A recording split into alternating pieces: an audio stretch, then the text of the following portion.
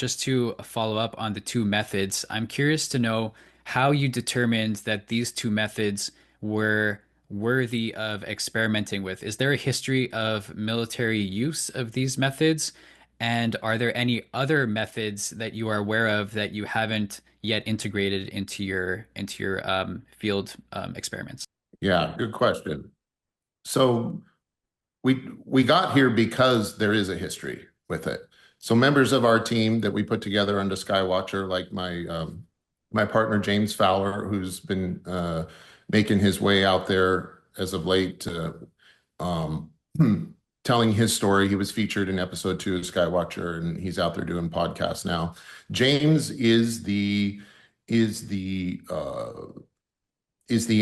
of our dog whistle system that was originally, it's where our name Skywatcher comes from. It's a Skywatcher system that he put together in his past life, if you will, and has been deploying the dog whistle system, which we did call Skywatcher, and has been conducting operations for a number of entities in the government and outside of the government for years now. It's been a system that's been developed, I would say, mostly over the last 6 years, and has proven itself to be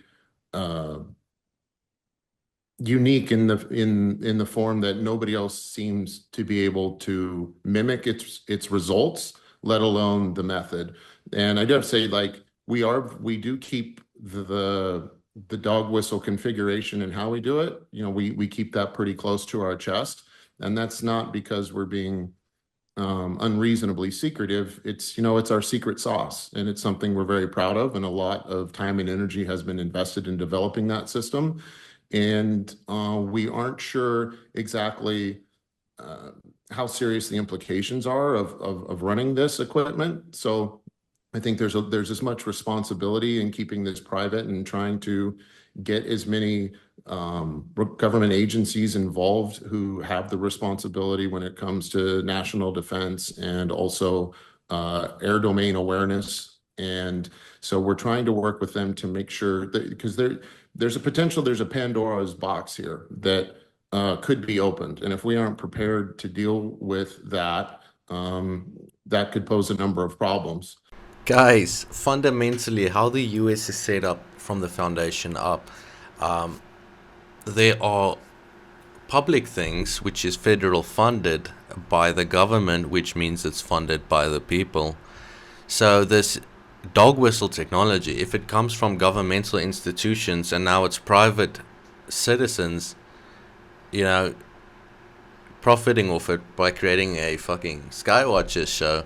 Guys, this should be in the hands of the people. The people should be making their own UAP dog whistles. And I have made my own. So check out the Patreon. I'm selling a $5 dog whistle. It's really cool. Uses a lot of different sounds, harmonics. And it's really interesting. I had fun making that.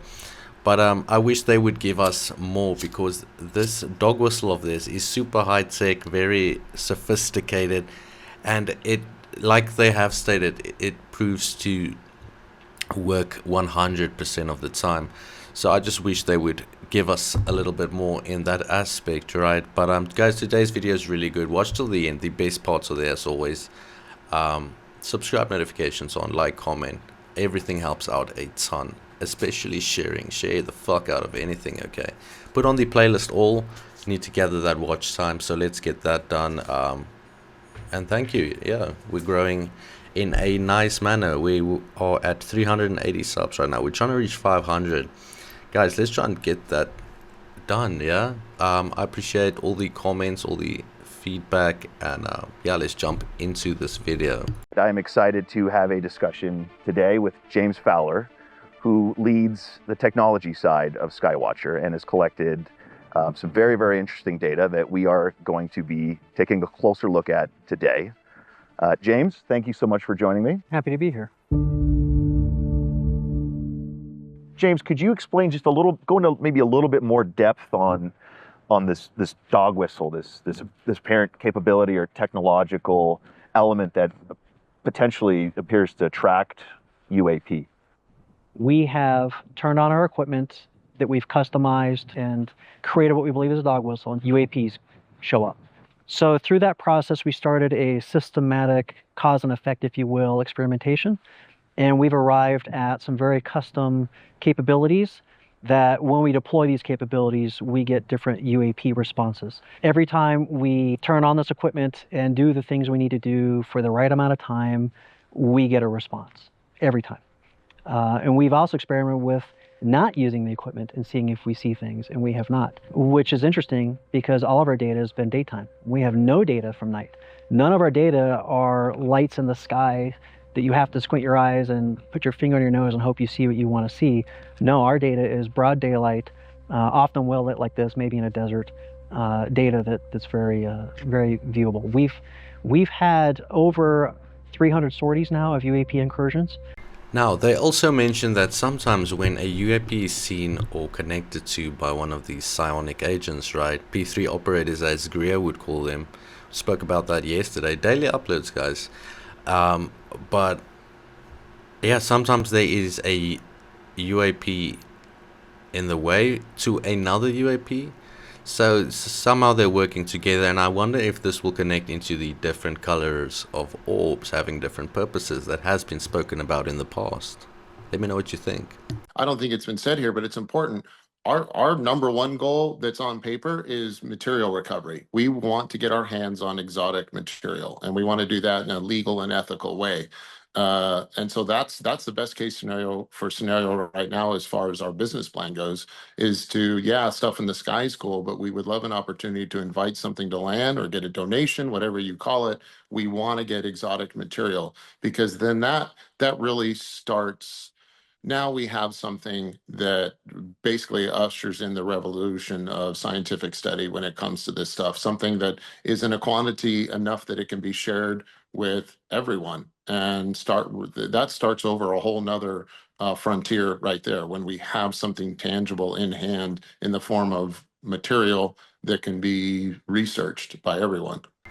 They will share the videos with everyone of what they capture and have fun doing it and getting paid. But the actual technology itself, you guys can't have that. You can't handle it, guys. You can't handle seeing these things and maybe creating your own and making some money for yourself. Only we should be making money from this, okay?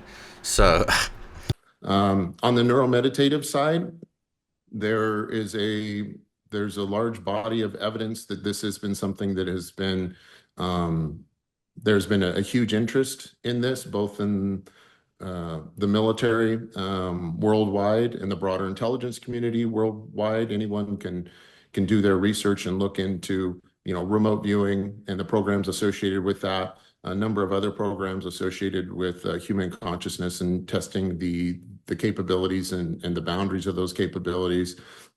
There's been some research done in the private sector as well, and it is our assessment that there is a there, and there are things that can't be currently explained, and there isn't a large body of science on this either. So it's something that definitely needs to be looked at. And some of the most basic things that we've discovered so far, some of our means of measuring whether or not this actually works, or that there's a there, can't necessarily be ruled out. So, there's two efforts. There's like trying to prove that it's capable, or trying to rule out all other explanations for why certain correlations or effects happen when we're using that process. And you very quickly get into probabilities, especially with the correlation side of things. So, the probability that any alternate explanation exists for why these correlations are repeatable and measurable leads you down a path that starts to become worthy data, and that data can evolve into evidence. I think correlation gets thrown around quite a bit as maybe being something worthless or not concrete, which is true. But the phrase correlation is not causation. It's a true statement, but I think it's a lazy way of dismissing correlation as something of value, and it really isn't. Even when deploying the scientific method, correlation is a very important thing.